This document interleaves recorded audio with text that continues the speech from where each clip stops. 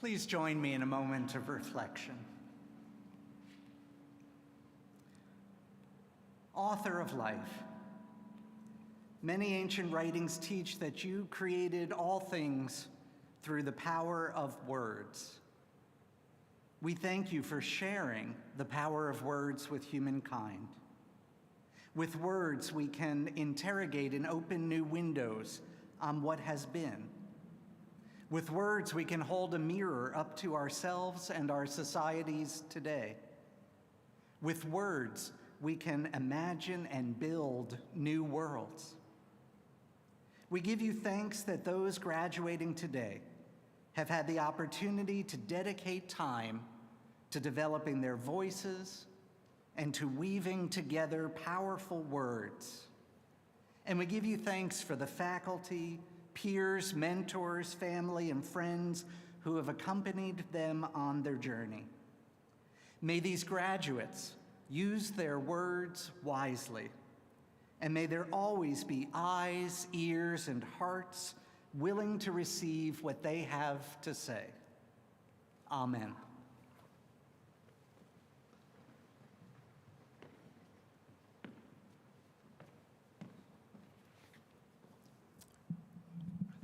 Thank you, Sean. Good morning, everyone.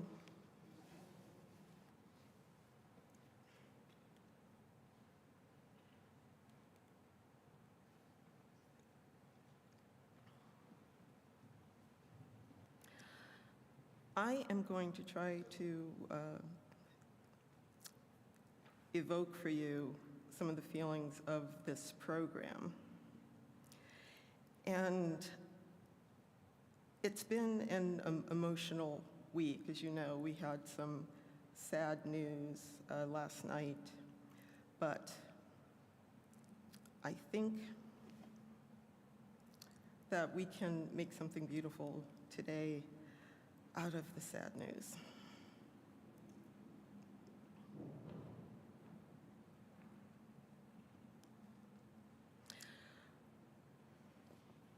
I welcome you today to this ceremony honoring the recipients of the degree of Master of Fine Arts in Creative Writing. I am Sophronia Scott. I am the director of the program. On behalf of the Alma College administration, our trustees, and our faculty, our families, and our many friends in the Alma community, it is my great pleasure to express our appreciation for your presence.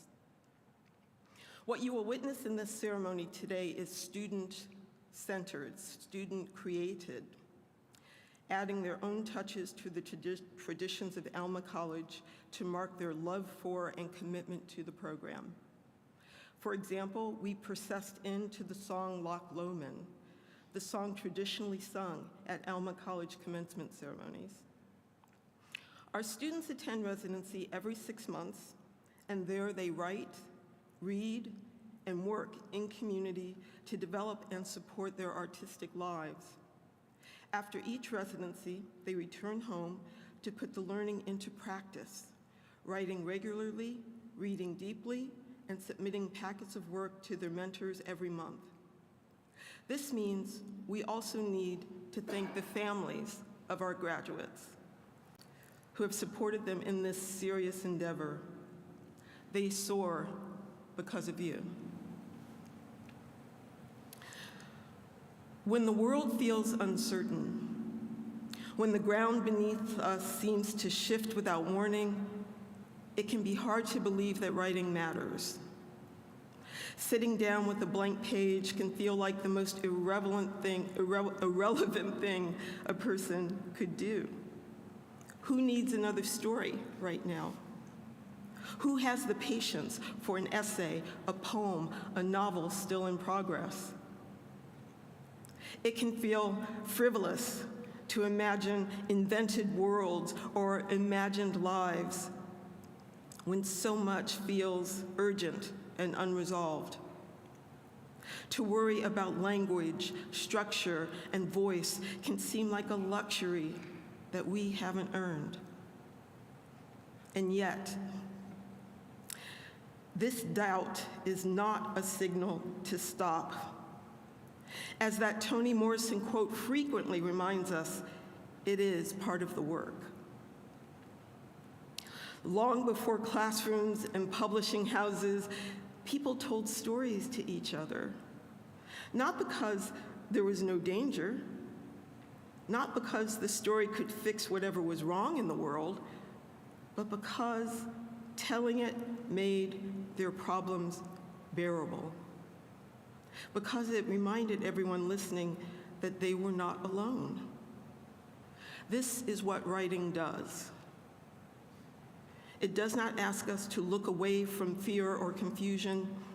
It asks us to stay, to pay attention, to give shape to experience when it would otherwise feel overwhelming or incoherent. You, especially you two, have been practicing this stance for a long time now.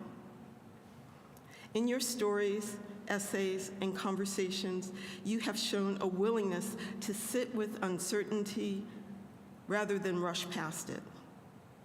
You have learned how to listen closely to yourselves, to others, to the world as it actually is, and then to respond with care. This is not small work. What you write may comfort someone you will never meet. It may name something another person has never been able to articulate. It may simply remind a reader that they are not alone, that there is attention and presence and light still at work. And today is not an ending. This ceremony is a moment to pause, to look back with pride, and to look ahead with curiosity. You leave here with sharpened skills, deeper confidence, and a community that will always claim you as one of its own. The work will continue, but it will do so with more freedom, more voice, more joy. Today we celebrate you, not only for completing this degree, but for the writers you have become and the writers you are still becoming. We celebrate your courage, your imagination, and your commitment to this work. We are proud of you. We believe in you, and we cannot wait to read what you write next. And now the students of the winter class of 2026 will make their presentations.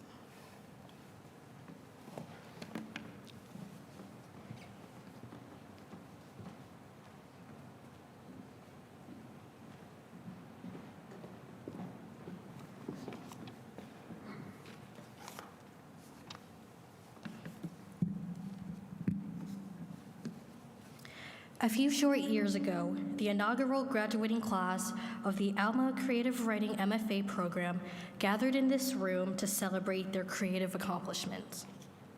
They had faced uncharted territory, balanced obligations of family, friends, jobs, and community. They had faced the blank page and were victorious in their struggle to creatively manifest fresh expressions of humanity through words.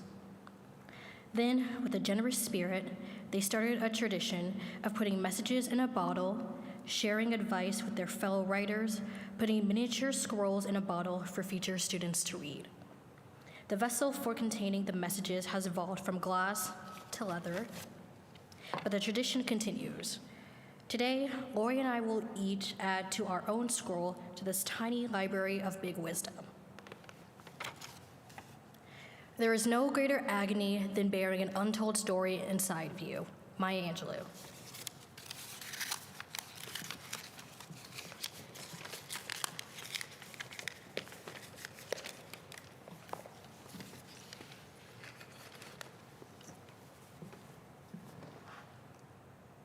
Be strong, be fearless, be beautiful, and believe that anything is possible when you have the right people there to support you. Misty Copeland.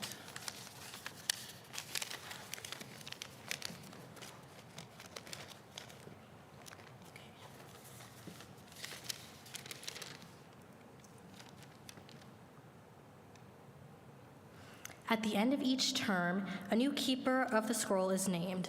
At this time, we invite Gretchen Vogt to come forward and be the new guardian.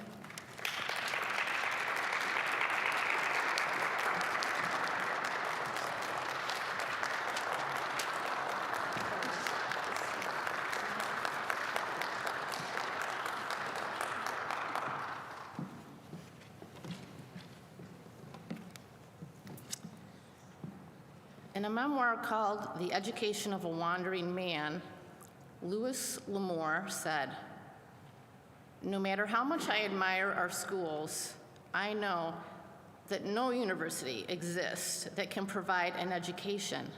What a university can provide is an outline to give the learner a direction and guidance. The rest one has to do for oneself. If I were asked what education should give, I would say it should offer breadth of view, ease of understanding, tolerance for others, and a background from which the mind can explore in any direction. Education should provide the tools for widening and deepening of life." Duana and I would like to take this opportunity to publicly thank people who have helped to bring us to this moment. To start, we are grateful to Sophronia Scott and the entire Alma MFA faculty for the experiences that they've cultivated for us in this program. They gave us the tools. They challenged us to go deep, to linger in scene and persona, to get comfortable with being uncomfortable. They've encouraged us, inspired us, and patiently shepherded us as we found our way through valleys of self-doubt, mountains of obstacles, and across great seas of wavy and wild playfulness. To our fellow students, we've loved sharing this great adventure with you. You've expanded our world in so many wonderful ways. We also extend our appreciation to Dawn Daniels of Ballyhoo Books for giving us a second home in Alma, and to Janet, Lucy, and Bill Gay of Grand Tourist Travel for curating joyful, once-in-a-lifetime experiences for us abroad. And finally, to our family and friends.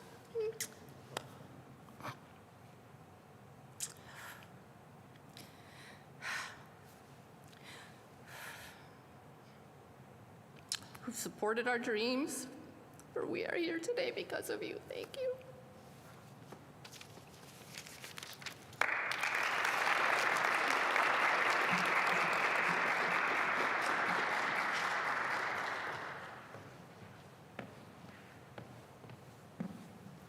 I will now call to the podium Dr. Donald Quist.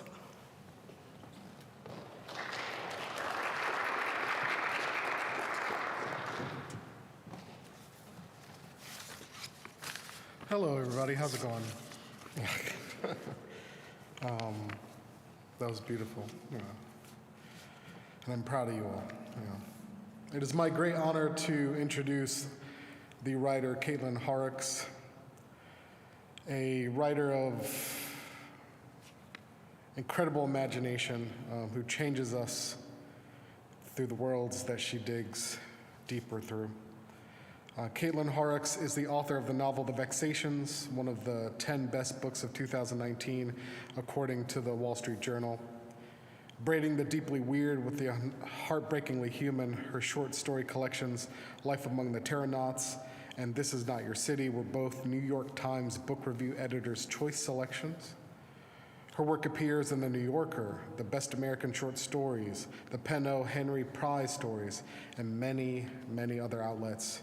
And she teaches at Grand Valley State University and in the MFA program at Warren Wilson College. Please welcome the writer, Caitlin Horrocks.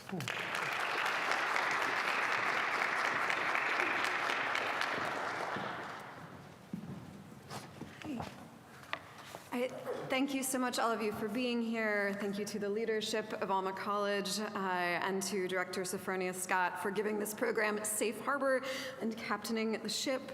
I know at this point in the residency, your heads are full, hearts are full, ears are full. The road beckons, home awaits. Thank you for being here, and I will try to send you away with some extra food for your journey home. and for the months to come. Excuse me. This talk's biggest debt, including its title, Many Talents, Many Rooms, is to the writer Michael Ventura, whom I don't know, but is the author of novels, cultural criticism, and a long-running alternative newspaper column, one of whose installments was titled The Talent of the Room. Here's an excerpt from the essay with some edits for compression. Writing is something you do alone in a room. Copy that sentence and put it on your wall, because there is no way to exaggerate or overemphasize this fact. It's the most important thing to remember if you want to be a writer. Before any issues of style, content, or form can be addressed, the fundamental questions are, how long can you stay in that room? How many hours? How do you behave in that room? How often can you go back to it? How much fear, and for that matter, how much elation can you endure by yourself? How many years can you remain alone in a room? I know people who, when young, had wonderful talents, prose of grace and resonance that came without effort, sentences that moved intelligently with that crucial element of surprise. But to take the next step meant they would have to sit alone in a room for years. Some sat for weeks, some lasted months. Some kept saying next summer or next winter, sometime they'd write the novel or complete the poems. A few of these people would even arrange the room, but after the room is ready, you have to sit in it for a very long time, and that's the talent they didn't have. This essay's message has been important to me, and I find myself wanting to share it, but I struggle sometimes with whom to share it and when. When I give it to my undergraduates at Grand Valley State, they tend to interpret it as a kind of grim threat, maybe an indicator of lack of faith in them, a predictor of empty rooms, chairs left vacant and spinning, which is not my intention. I'm thrilled to get to share it with you, all of you, because all the writers in this room already have it. You have the talent of the room it took to write the work that got you here, the time in the room to even decide to apply and be accepted, the time it took to create packets and take feedback and read book after book and miss out on other things, the time it took our graduates to prepare theses and lectures, to prepare for this residency and all the ones before it. You spent time in the room when you could have spent it elsewhere. No writer is here today who has not made a commitment to the room. Whatever it cost you and your family and friends, lost sleep, unwatched shows, unanswered messages, unvacuumed floors. A social media group was like surveying people on how often they vacuumed, and the first option was every day. And I was like, are there people who do that? And then it was like every other day, and then it was like 3 times a week, and I was like, where are my people here?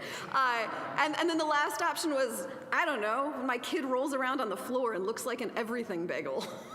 And I was like, oh, okay, maybe those are the writers, maybe, because we're doing other things. The world tried to pull you out of the room, and you stayed in it. I congratulate you on all your talents, but especially on this one.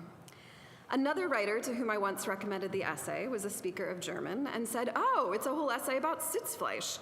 The Germans have a great word for this, because of course they do. My all potty talk all the time children would demand I share with you that the literal translation for Sitzfleisch is something like sit flesh or butt meat. But the, of course, real translation is something more like persistence, endurance, staying power, focus, the ability to sit for a really long time until the work is done, which becomes all the harder in a creative context where it's so difficult to really know what doneness is or looks like. Writing can seem to require a sort of endless, superhuman Sitzfleisch. I did, in fact, at one point copy out Ventura's sentence, writing is something you do alone in a room, and put it on my wall. It was the wall of a room where I could close the door behind me, the kind of room Virginia Woolf could have been talking about in a room of one's own. It was a quiet room in the house where I lived before my husband, also a writer, and I had 3 very loud children. Everything was quieter then. And when I had time in that room and the work was not going well, I felt uniquely terrible about myself, because what privilege to have this room and this aloneness and still not be doing with it what I expected of myself. I realized eventually that I worked better when I could be alone in the company of other people, like the communal table at a coffee shop. There's no conflict here with Ventura's essay. He lists writers whose rooms were vans, cafe tables, beds, shacks. He also complicates his own idea of aloneness. The true terror of the room is both that you're alone in it and that it's so crowded. Everything you are, he writes, and everything you're not backs you up against the wall and stares at you. You stare back. Part of a writing education can be the experience of doubt or envy, of your own fears and anxieties staring back at you and eroding your Sitzfleisch, trying to chase you up out of that chair, of seeing what other writers have done and are doing and feeling that we are failing to meet that mark or execute our own ideas in keeping with our vision. But as fiction writer Richard Bausch has said, the doubt is your talent. That's your talent speaking to you.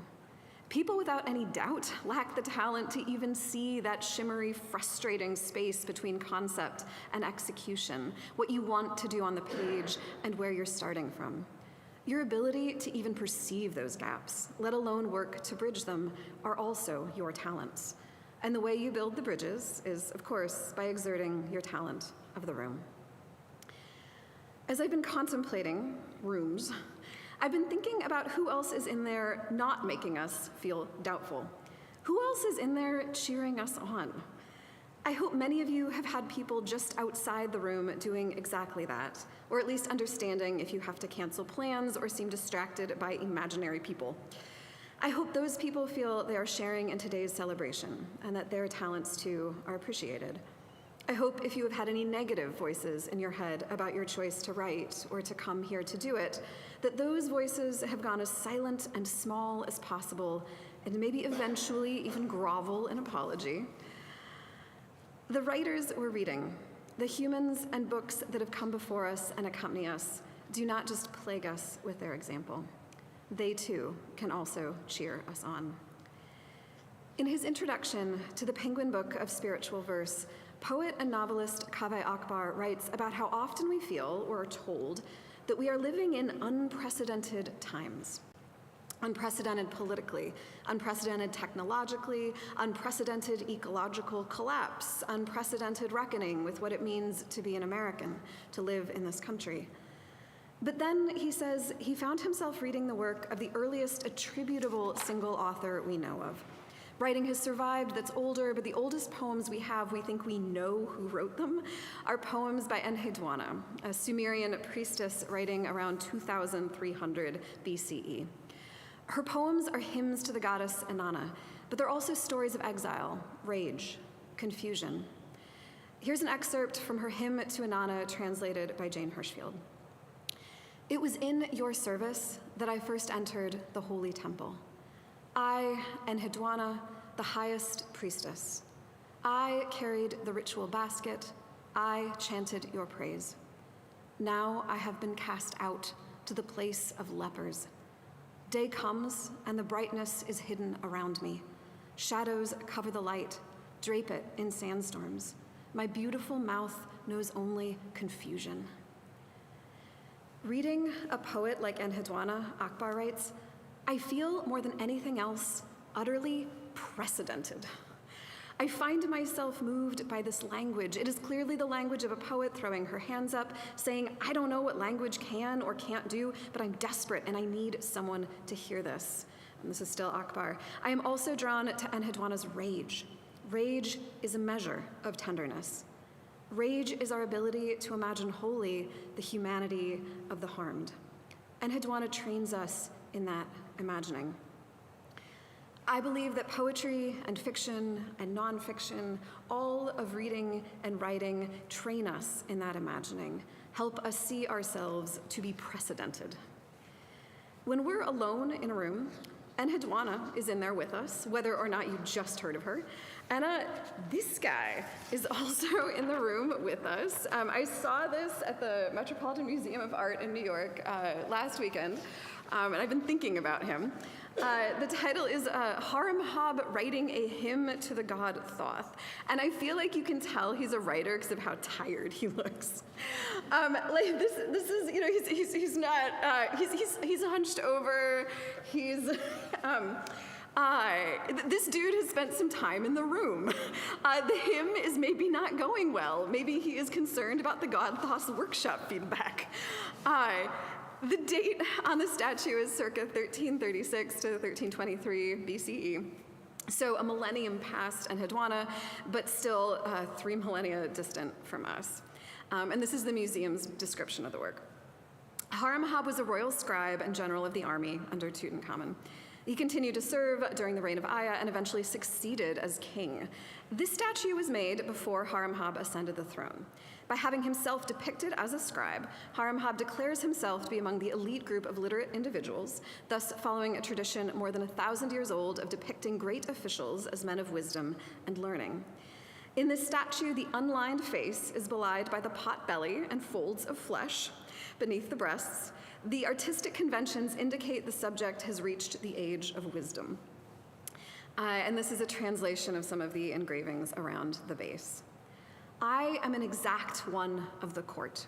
Every crime is reported to me, a perceptive tongue putting it right. I am a guide for everyone who shows every person his way. I do not neglect what has been assigned to me. I am one who informs the Lord of the 2 lands, a successful speaker of every neglected thing, who does not ignore anything, the king says. Who does not ignore anything. This was a person of enormous power and influence and wealth who could have asked sculptors to depict him any flattering way he chose. And in this form, there is honoring of so much that feels too rarely honored in our current moment. His attention, his perceptive tongue, speaking of every neglected thing, his Sitzfleisch. He's in the room with us too. We are also in the room with the people who fill rooms like this at other writing programs across the country, past, present, and future. I feel the presence in the room this morning of Ellen Bryant Voigt, who created a program in 1976 that provided the blueprint for every low residency MFA that exists now. She died this past October, and the director of the program she founded described her legacy thus. A visionary in arts education, Voigt pioneered the low residency model of graduate study that transformed how creative writing is taught and opened new pathways for generations of writers, balancing artistic ambition with the demands of work, family, and community life. Voigt's vision was not just how aspiring writers with demanding obligations could find support to grow as artists, but how those writers could support each other, could build and grow a community together.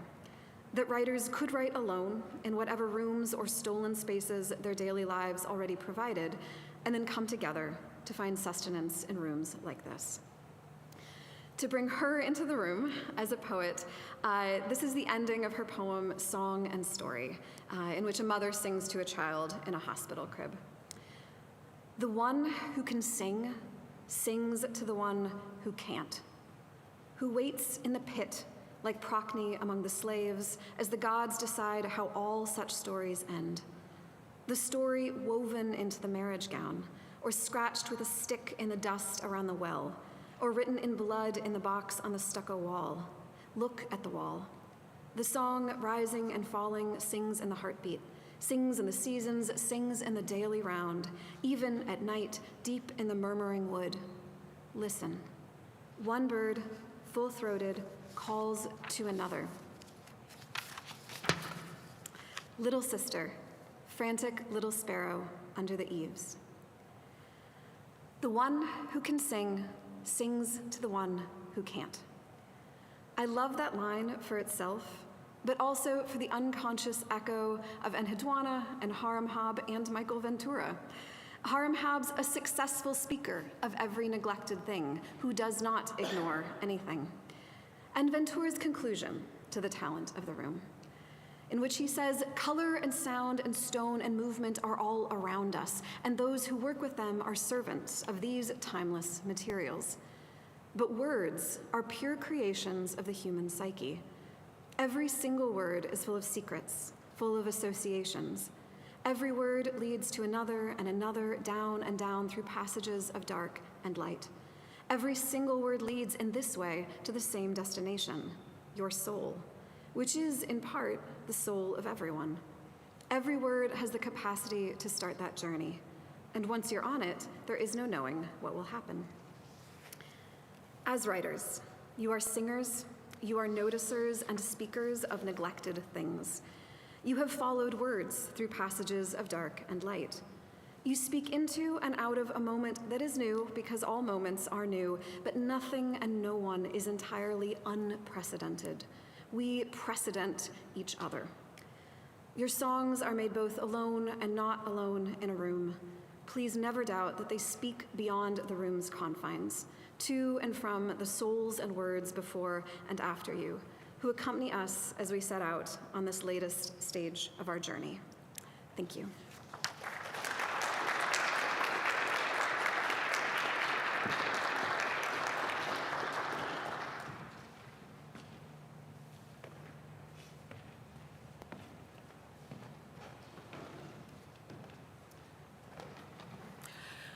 Now it is time for the presentation of the degrees.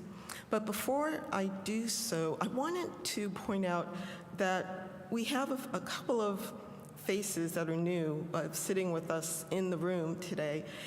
First of all, you'll recognize Provost Burke, Dr. Burke, who delivered our invocation. He is with us. But we also have the president of Alma College, President Joseph Odenwald. Thank you for being here with us. And just so you know, you guys are special. This is the first time we've had a president at our ceremonies. So thank you for being here, Joe.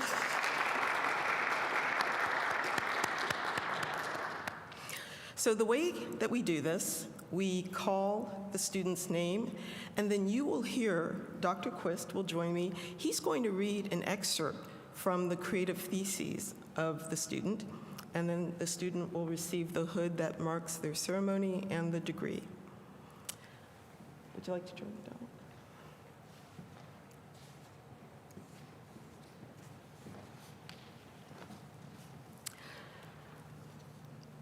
Dewana Lester. An excerpt from the novel A Crown of Roses. My fingers tap against the desk. I flinch every time Lacey reaches for another piece of my hair. I'm nervous, and I hate that my father can see it. You're worried. My father's stern, sorrowful tone never lies. I am, I confirm. I look around the room, taking it all in. The white linen curtains on the windows, the dragon emblems engraved in the wooden frames on my white canopy bed, the golden flowers painted on everything, the teacups, the plate prints, the actual flowers that are in baskets and vases around this room and the entire house.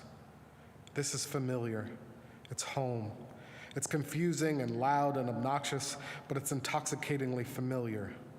I don't even have to get up from the vanity to know that Marina and Daniela are probably playing before Mama snaps at them for being too loud when guests are coming over. Marriage is not all that bad, he reassures me. Well, I don't want it. And I don't want to end up like, I catch myself not daring to say, I don't want to end up like you and Mama, loveless, angry, always fighting. The writer, Dewana Lester.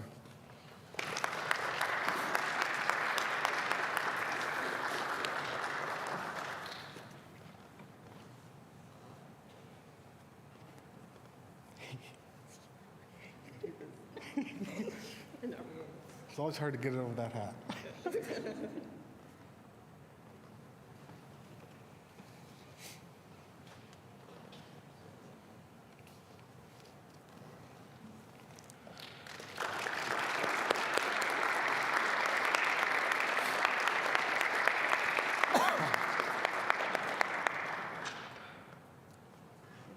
Oh, yes. So, Lori Phillips. From the essay Food for Miles. I'm plucking out the small weeds that sprouted around the tomato plants while sitting on my heels, knees pushed into the dirt. I notice a well-established lamb's quarters weed poking out through the tomato vines, and I rise and reach into the green. This activates the distinct scent of unripened tomatoes as I touch the leaves. I bend towards the dense base of the lamb's quarters and the loamy black soil of the garden. It requires 2 hands and all my strength to pull it from the earth. I shake the soil loose from its roots and discard it in the weed pile. And I will learn that this mild-tasting weed has more vitamin C and calcium than spinach. I brush my hands together a couple of times to shed the grit, and I notice green streaks have been left behind on my skin from the pulling. It isn't an easy fight. The lamb's quarter weed doesn't give up easily. Satisfied by my victory, I return to my knees and look around. A bee buzzes around a yellow star-shaped flower on the tomato plant. Our cat nudges my wrist, begging for an ear rub. I hear a sheep baa from the nearby pasture. I am at peace. To be among nature and acknowledge it is a meditative act. The writer, Lorraine A. Phillips.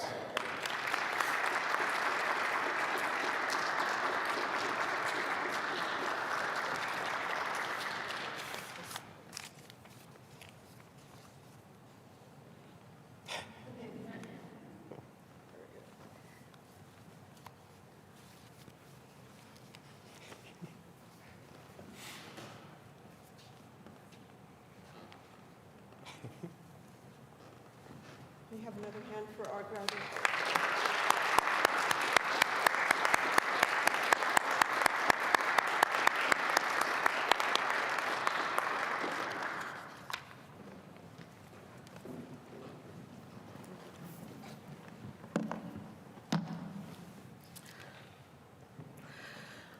Before we finish this morning, I have one more thing to share with you. And this is unusual, but this is a special thing. I am pleased to announce that an anonymous donor who has been following the MFA program believes in it strongly and would like to assist the MFA students in attending the residencies that form a large part of this program. This donor has donated $30,000 over the next 3 years to establish a scholarship that shall be called the Master of Fine Arts Residency Scholarship. The donors have also committed to Alma College $3,000 a year for the next 3 years to establish a scholarship with the following name: the Jim Daniels Master of Fine Arts Writing Award. Recipients of the scholarship will be current graduates of the MFA program who demonstrate exceptional promise and merit through their critical and creative work. The selection of recipients will be conducted on an objective and non-discriminatory basis by a rotating committee of 3 MFA faculty members, 1 from each genre, who will nominate a recipient of the award each year. I had hoped to make this announcement with Jim here. He knows about it. I told him about it last night, and he wanted us to go ahead and make the announcement. But we were really excited to have a scholarship in the name of our most beloved Jim Daniels. Thank you for being here. We will have, I'm going to ask you to remain seated. Dr. Burke will give the benediction, and we will be piped out and processed out to greet our graduates in the lobby. Thank you again for being here this morning.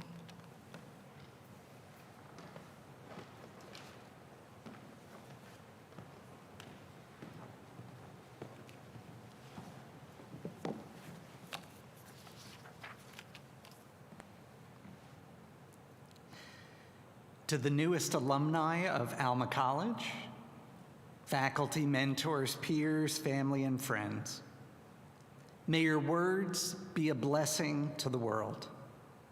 May they comfort those who need to be comforted, challenge those who need to be challenged, surprise those who need to be surprised, reassure those who need to be reassured. May your words show us the worst and the best of ourselves, that we may strive to become the people we are meant to be. Through your words, may the author of life continue to bring life to this world. Amen.